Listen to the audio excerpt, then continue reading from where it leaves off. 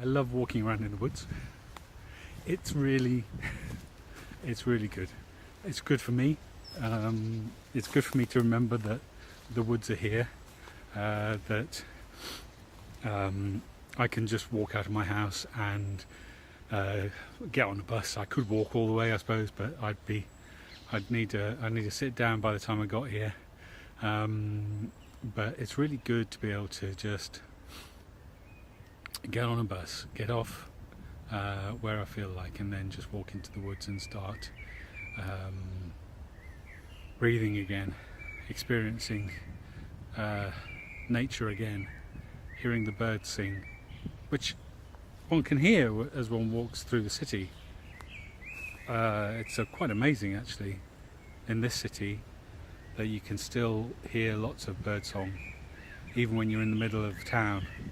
It's part of us having these big parks and lots of green land, but it's really nice to be out here even though it's raining and windy, and I've no idea what I'm going to do next except probably go home and have some lunch. And even though it's very close, I know that the A3 is just behind me really, and you might not be able to hear it on the film, but you can hear it most of the time when you're out here. Even so, it feels like so much to breathe and enjoy and be real and be close to the earth, and all those good things. And I'm just very grateful that it's here. It's not all that far away, and I hope it's not all that far away for you too. Yeah, I was just thinking about a conversation that went on Facebook yesterday. Two bits of which weren't really in conflict with each other, but just kind of stood out for me. We were talking about, what does a social practice artist do? What does a social artist do? And some people said, I'm going to walk a bit because it's actually quite nice still. Some people said do stuff, or more importantly, make stuff happen. And I said, as I often do less. Don't do stuff. This is something I learned from Johnny Moore in the facilitation world, was that we should try, and I'm trying not to get too close to civilization here. But there's loads of rain coming down. Working with Johnny taught me that the best thing to do is often to sit back and see what's happening. And given that a lot of the time the work I do is supposed to be about helping people do something for themselves, it seems counterintuitive to me to lead with making stuff happen.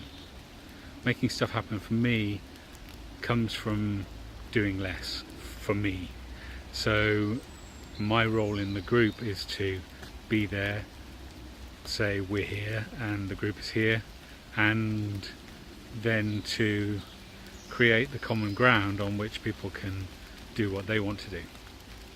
So that's the effect is that it makes stuff happen, but I think it's important to just pull back and say, well, what's the process in I hate that word.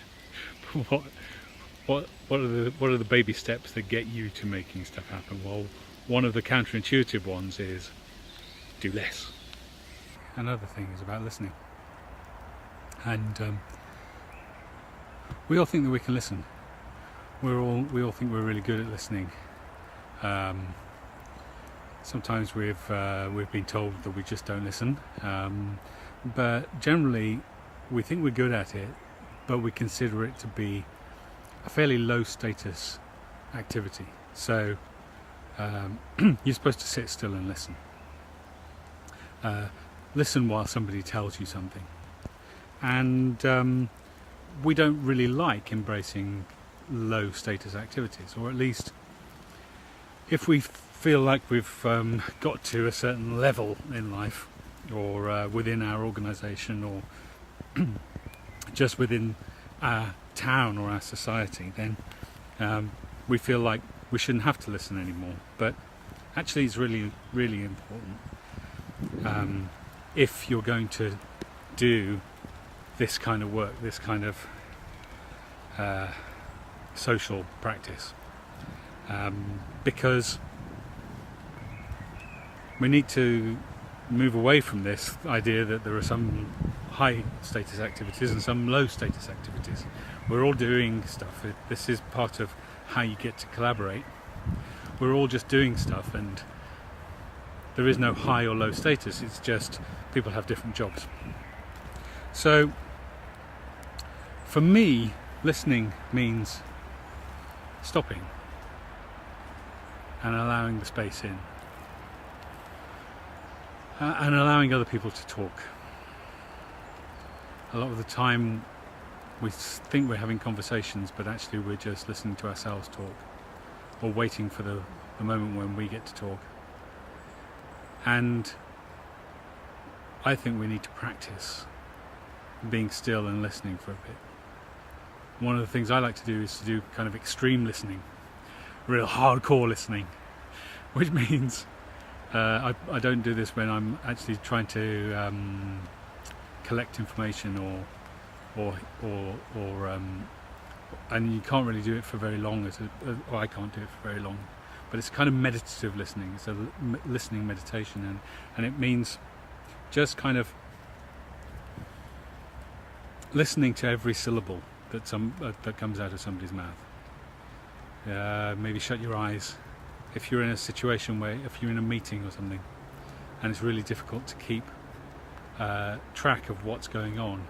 I found that practicing some extreme listening, of just listening to every syllable, even every consonant and vowel that you hear in the stream of somebody's speech, and listening for the spaces in between their speech as well, can get you into a space of quite deep connection. That means that you get a lot more of what is in the room and what's being said. And it's just good practice. The more you do it, the better you get at it. Here comes some more wind and rain. Whoa! There's the rain. Yeah. Oh, such a wimp. I think I'm not worried about me getting wet. I'm worried about the camera getting wet. So the last thing I said was, let the miracle happen. We don't like talking about miracles, do we? We don't like the idea of the miraculous in our lovely rational world of the World Wide Web and the internet and computers and smartphones and living in a city. We don't really talk very much about miracles. But yeah, there's certainly something in my work, in the sort of thing we did in Sittingbourne, which was about waiting for the miracle, which was about not knowing what it was going to turn out like, not knowing whether it was going to work according to the plan, and not letting that mean that we got stuck and down and depressed because it wasn't working. And something about trusting that just showing up and doing what's needed to be done today is preparation enough for the miracle to happen. So just wait for it. How did I end up walking in the woods today? Well, I was sitting at my computer trying to do something, trying to make something happen, and getting frustrated. And so I thought, well, maybe don't do anything that requires. I wrote a blog post and that felt good, but maybe don't do anything more maybe just go out, maybe just stop for a minute actually. And I stopped and I listened to myself, I listened to what was going on inside me, I listened to my body and thought about what was needed. Didn't really think about it, just felt it. And it came to me that I'd meant to come out into the woods all weekend and I hadn't. And part of me was saying, well, it's Monday morning, got to be back at work, can't be going down to the woods and slacking off. And I chose to listen to the bit of me that knew what was really true and really right and needed to come down into the woods. And so I did. I got on a bus, even though it was pouring with rain. I got on the number 37 to Putney Heath, and I got off and I started walking.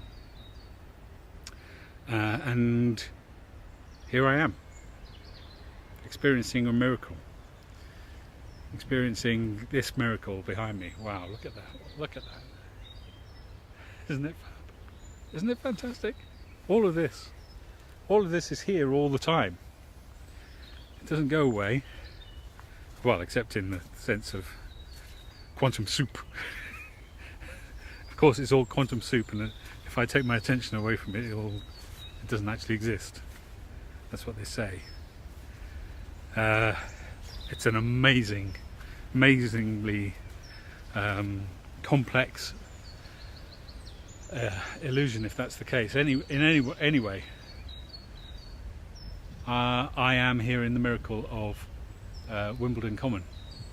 Putney Heath is over there where I got off. I went under the A3, under this bit of infrastructure that keeps the city alive, or something, and here I am on the Common, and enjoying the miracle, because I stopped doing something, I listened, and I let the miracle happen.